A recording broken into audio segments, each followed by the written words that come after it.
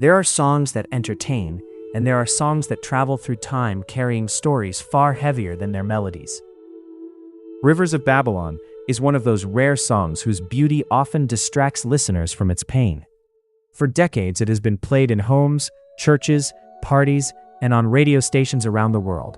People hum along, sway to its rhythm, and sing its words with ease.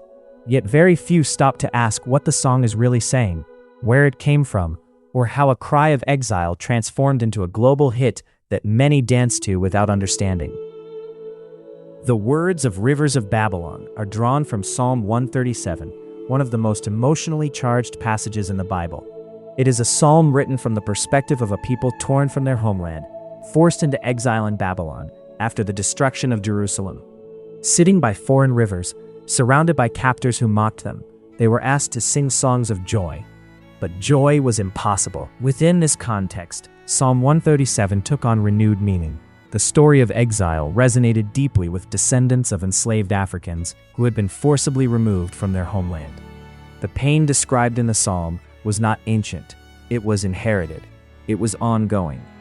It was in this environment that the Melodians, a Jamaican reggae group, recorded their version of Rivers of Babylon in 1970.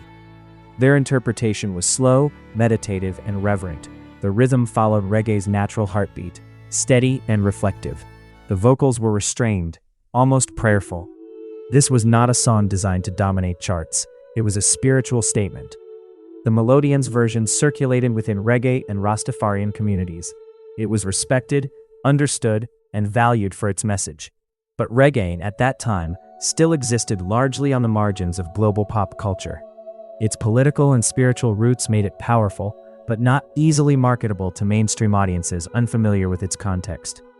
For several years, Rivers of Babylon remained exactly where it belonged, within a cultural space that understood its meaning.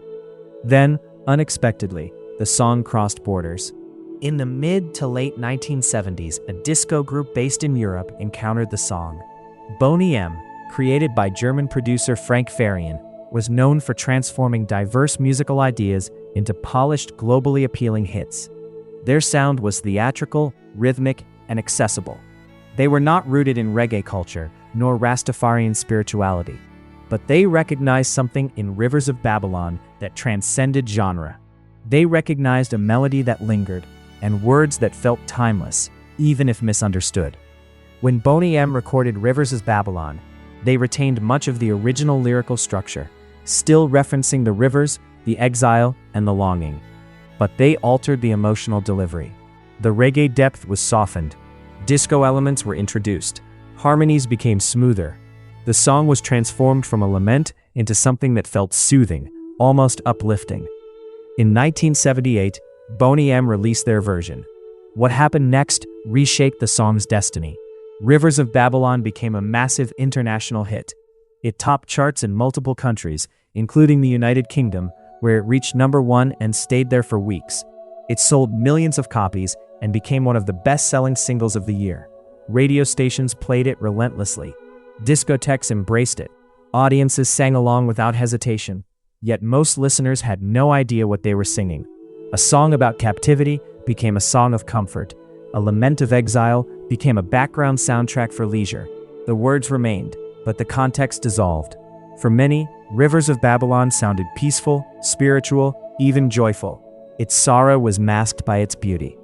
This transformation raises uncomfortable questions about how music travels across cultures. When a song is removed from its historical and spiritual roots, does it lose its meaning, or does it gain new ones? Can a song carry multiple truths at once? For Boney M, the success of Rivers of Babylon solidified their place in pop history. It became one of their defining songs. But the global spotlight rarely pointed backward. Few mainstream listeners were directed toward the Melodians.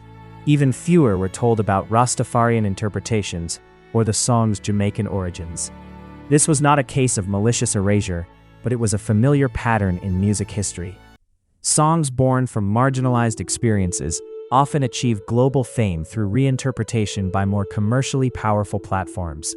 The message survives, but the origin fades.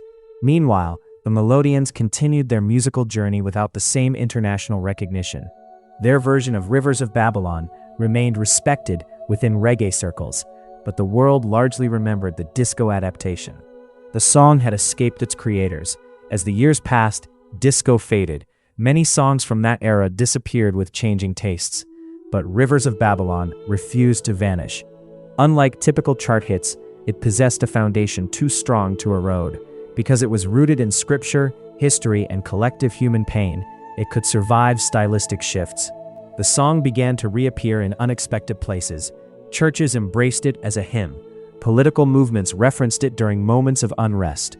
Films and documentaries used it to evoke nostalgia and depth.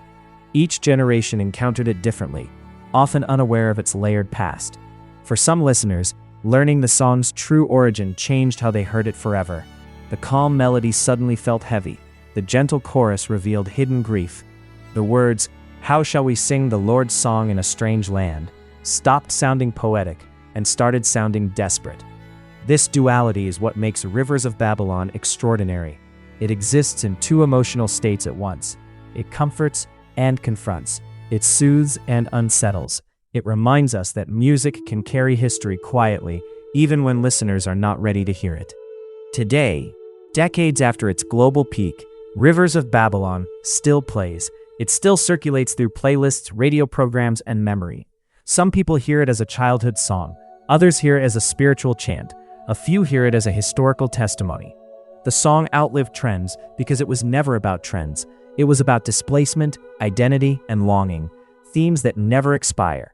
As long as people are uprooted, silenced, or asked to perform joy while carrying pain, the message of Rivers of Babylon remains relevant. What ultimately happened to the song is what happens to all truly powerful creations. It became larger than intention, larger than genre, larger than ownership. It stopped belonging to a single group and became a shared emotional artifact. Yet beneath its popularity lies a reminder. Not all beautiful songs are happy. Not all global hits are harmless. Some carry histories that deserve to be remembered, not erased. Rivers of Babylon did not begin as a celebration.